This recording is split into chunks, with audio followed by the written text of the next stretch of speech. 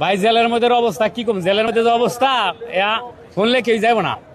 কোন একটু সতর্ক করেন ভাই, মানুষ অনেকে পাগল পাগল হয় টুরিস্টে যায় মালয়েশিয়াতে। মনে করেন জেলের মধ্যে মনে করেন যে মারে লোক, যে আপনার জেল একটা আর ইমিগ্রেশন ক্যাম্প একটা, মানে ক্যাম্পের মধ্যে যে মারা মারে ওই দেখলে ভাই মনে করেন চোখের পানি এই ভরে আমাকে। যেমন আমরা যেন বেশি অন্যায় করতাম না, তো আমরা যখন মনে গন্তে আইতো তখন আমরা নিচ নিচে বয়ে থাকতাম। মারে কোন কারণে? মারে যেরকম দেখা যেতেছে মানে বাথরুমে ধরছে, বাথরুমে গেছে, ওই এই মনে করেন গেলি গে তুই, প্রস্তাব করতে গেছে গেলি গে তুই, আচ্ছা এই শুরু করে দেয়। কোন স্টাইলে মানে কিভাবে মারে? মারে ভাই নাত্তিকুতা কোনো মায়ের কোনো হিসাব কিতাব নাই। খাবার দাবারের কি অবস্থা?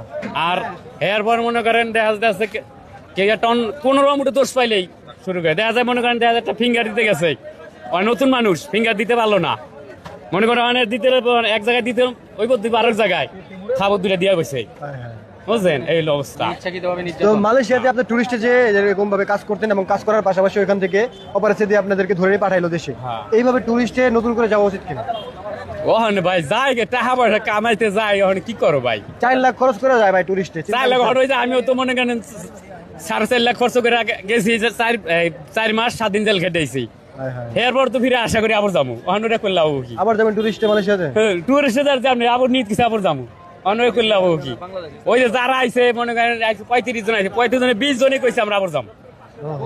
ইনকাম কি অনেক বেশি নাকি এখানে? ইনকাম বলতে মনে করেন কাজ করন যায় তাহলে যেন 50,000 60,000 হালান যায় নিম্নে, মানে কাজ করলে কাজ থাকলে। হ্যাঁ, আর যদি মনে করেন যারা ভালো কাজ করে 1,90,000 80,000 পরে ধরেন আমি মনে করেন 60,000 কামাইছি, মোটামুটি কাম বুঝি আমি প্রতি মাসে 60,000 কামাইছে। আমি 60,000 50,000। যদি কলিং খুলে কলিং এ যান এটা তো অনেক ভালো।